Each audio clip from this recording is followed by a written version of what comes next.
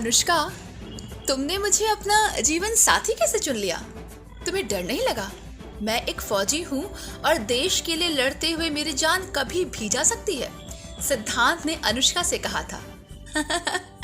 सिद्धांत, बचपन से ही देश के लिए अपनी जान न्यौछावर करने वाले वीर जवानों के प्रति मेरे दिल में प्रेम और सम्मान था, और फिर ऐसे में तुम मेरी जिंदगी में आए और मैंने बिना एक पल गवाए तुम्हारे रिश्ते को स्वीकार कर लिया। मैं तो बस इस ख्याल से ही हर्षित हो उठी थी कि जब जब तुम्हारा सीना गर्व से चौड़ा होगा, मेरे माथे की बिंदिया की चमक और बढ़ेगी और मेरी मांग के सिंदूर का मान भी और बढ़ जाएगा, अनुष्का ने हंसते हुए सिद्धांत से कहा था।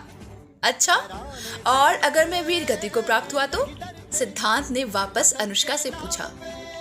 सिद्धांत की बात सुनकर अनुष्का की आंखों में आंसुओं की नमी आ गई थी, लेकिन होठों पर निडर मुस्कान लिए हुए वापस बोली, तो क्या, मैं अमर शहीद की अमर सुहागन बनकर जीऊंगी। दुनिया के लिए भले ही मेरी मांग का सिंदूर मिट चुका होगा, पर मेरे लिए तुम सदा सदा मेरे माथे की चमक बनकर, मेरा सौभाग्य बनकर जिंदा रहोगे, अनुष्का ने वापस गर्व से सिद्धांत से कहा था। ओह अनुष्का, मुझे गर्व है तुम पर, कहते हुए सिद्धांत ने अनुष्का को अपने सीने से लगा लिया था।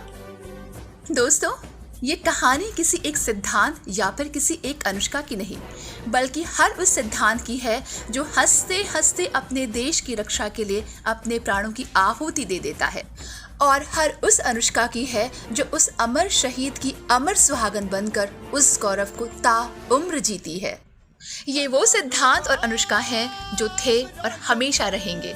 ये वो सिद्धांत और अनुष्का हैं जिनकी वजह से भारत की गौरव गाथा न केवल आज बल्कि युगों युगों तक गाई जाती रहेगी।